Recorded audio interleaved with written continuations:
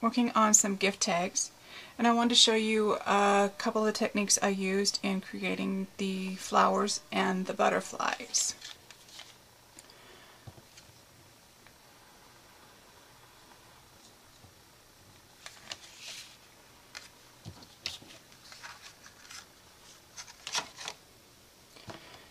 The butterflies are made with aluminum foil tape. You can get it at the hardware store. It comes in probably several widths. Mine only carried the 2-inch, and I ordered the 4-inch online off of Amazon. I couldn't find it anywhere else. But you may have a better hardware store than I do. Now this stuff it's adhesive on the back, so you peel off the backing. You can either cut it like this with your, I have a Big Shot, with any of your cutting dies. Or if you want a little more stability like I do, just put it on the back of a piece of scrap cardstock.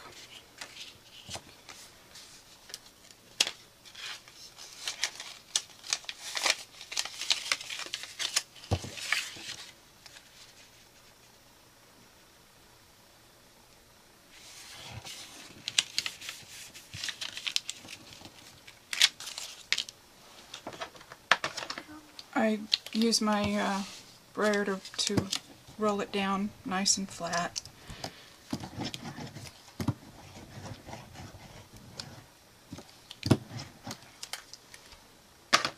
Now, the bigger butterflies, 2 layers, I used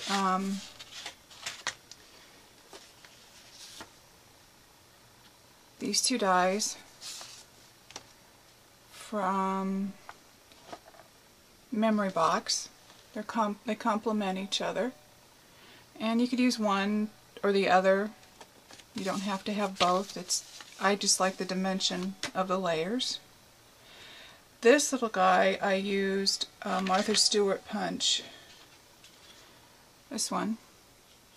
It's the one that comes with the stamps, but I just used it plain.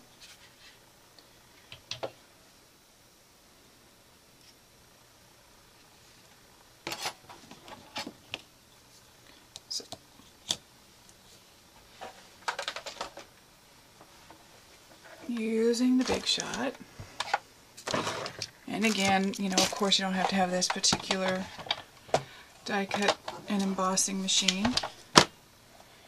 Any will do.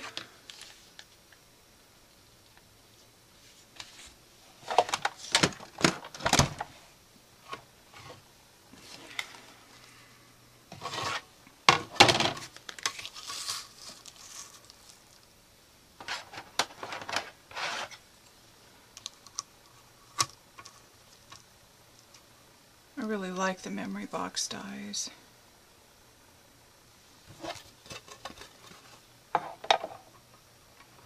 Okay. Right through the machine.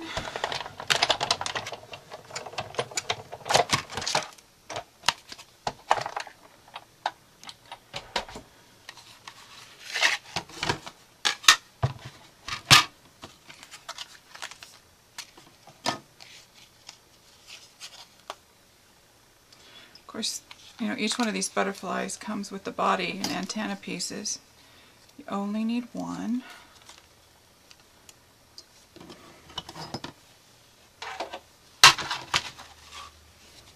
Now, there's plenty of room here to cut other things out, like the butterfly. And this cuts just fine.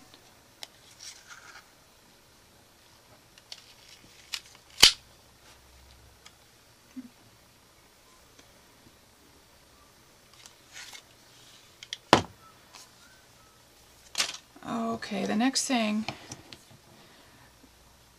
you want to give them some color. The alcohol inks work really, really well on this.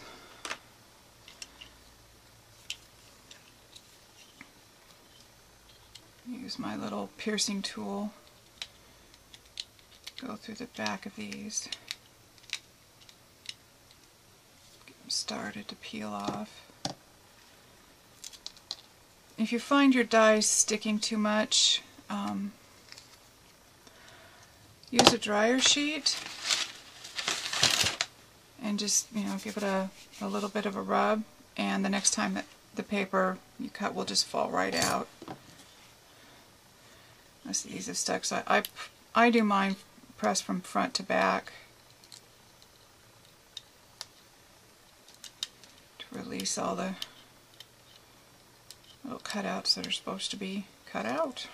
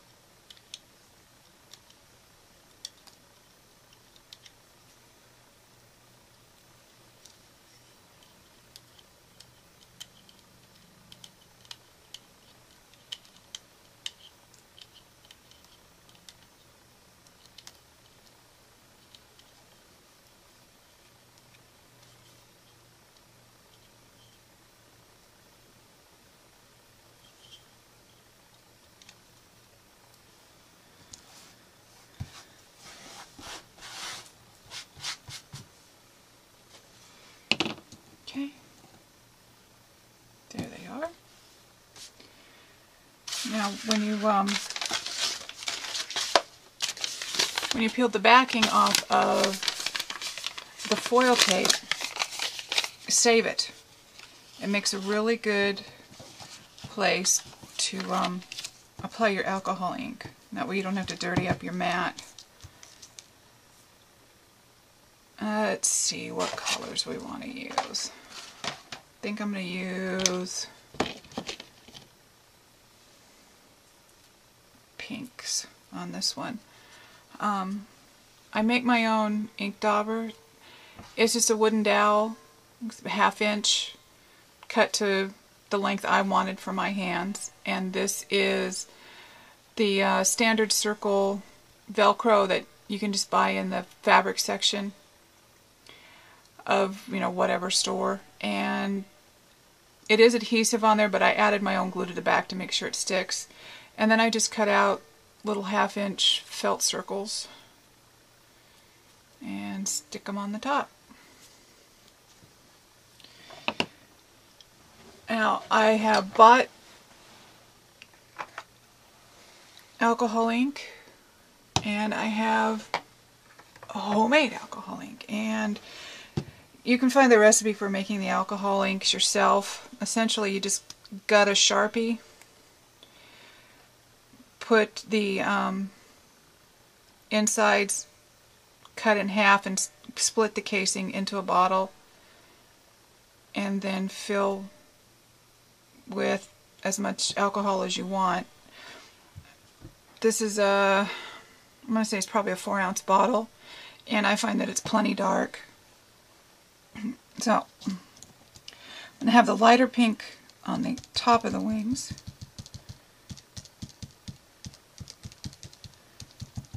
Just dab it on.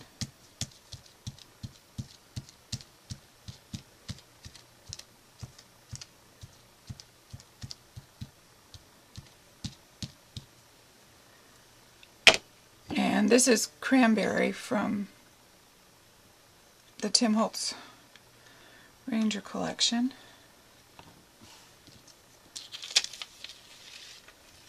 And I'm going to use it on the base and the body and wings.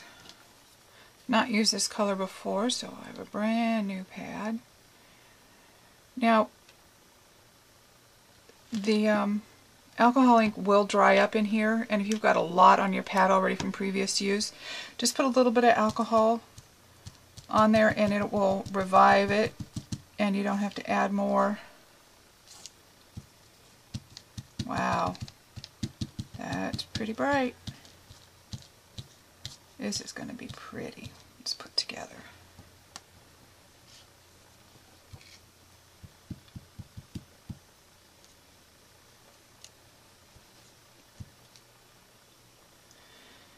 I think I'll use the same cranberry on the little one. You see, it's kind of splotchy when you put it on, but it pulls itself together and spreads out. It really comes out nice.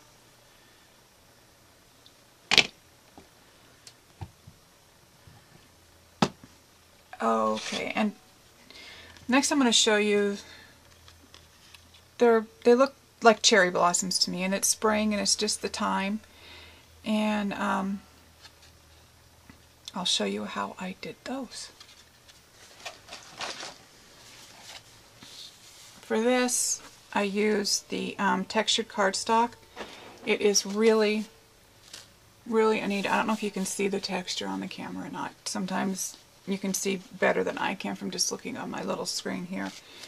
All I've seen it is in packs like this, multiple colors. Sometimes Michaels has it larger sheets on the shelf.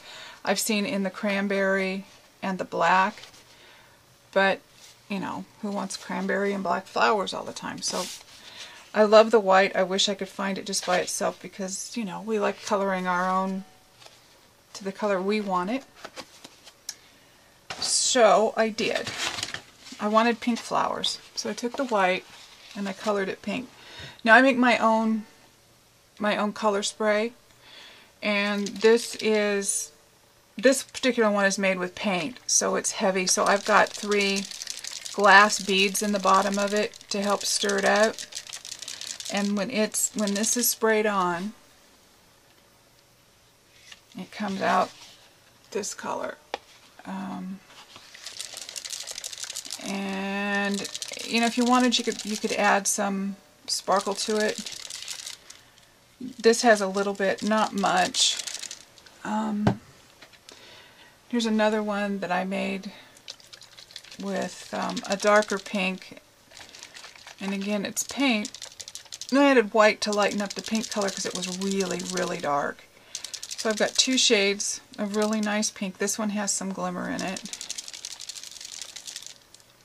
But again, without the glass bead, this would be a pain to get shook up to use.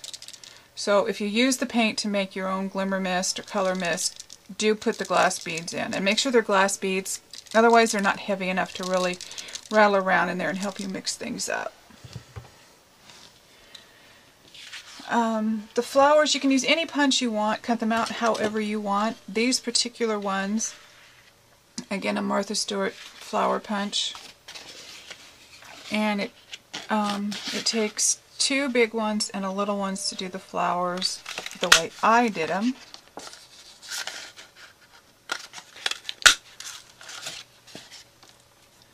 So 2 punches. And of course, since I colored the paper, I have white on the back if I want to switch it up a little bit.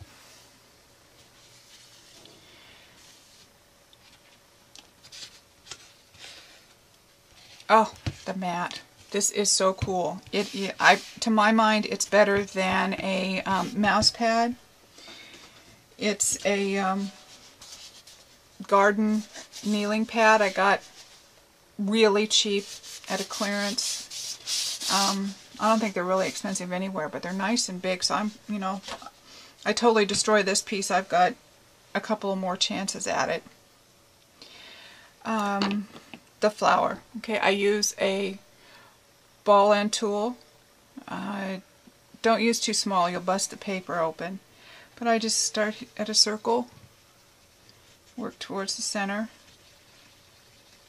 And since this paper is textured, it just works up so nice.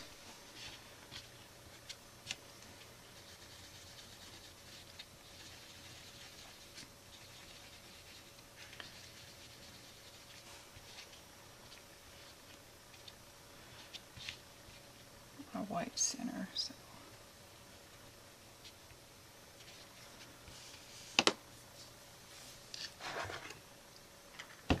Okay, I'm going to show you something that I have figured out. It's Elmer's white glue, and I keep watering it down because I leave it open too long sometimes. It gets a little thick, but I use a barbecue skewer and just sort of paint on my glue so I get exactly the amount I want where I want it. I haven't found any tip that gives me better control.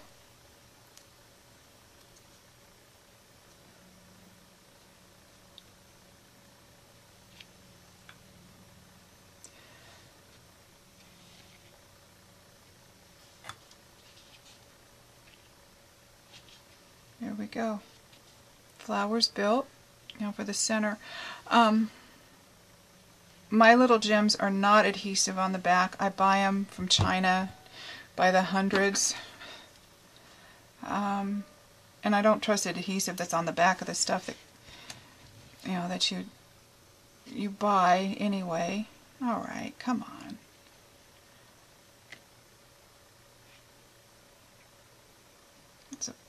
I've got a nice bright pink center. And there you go. Pretty little flower. This works on the bigger flowers as well. This paper is just lovely. Now look at here. Here's our butterfly. It's all dry. And when that is glued together as one piece, is that not going to be gorgeous? And this is, again, on stuff like this, is where my stick comes in handy. Because I don't get the glue so much on here that it spills over to the front. And since I've watered the glue down, it doesn't dry as quick, so I have plenty of time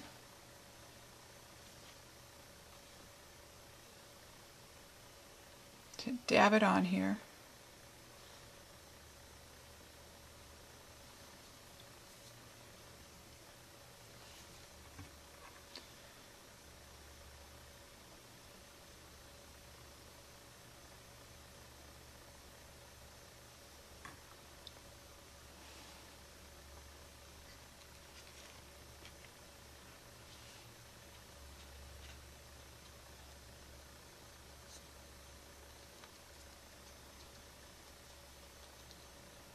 This top piece, if you just cut it with the foil without the cardstock backing, would be really difficult to get it peeled apart and successfully adhered to the background piece.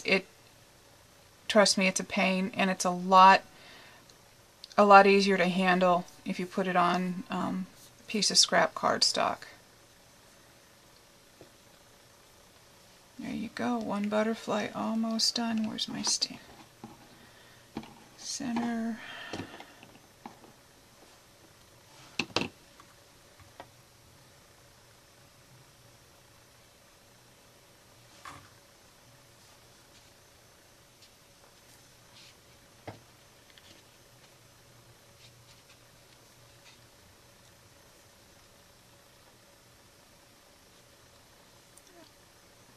One pretty butterfly to adorn anything. I'm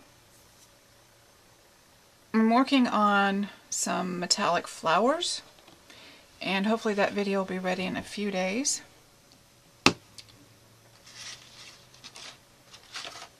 And hope you enjoyed watching how I did my flowers and my butterflies. Maybe gave you a little inspiration. Maybe a little courage to go out and explore on your own. Everybody have a great day. I'll see you again soon.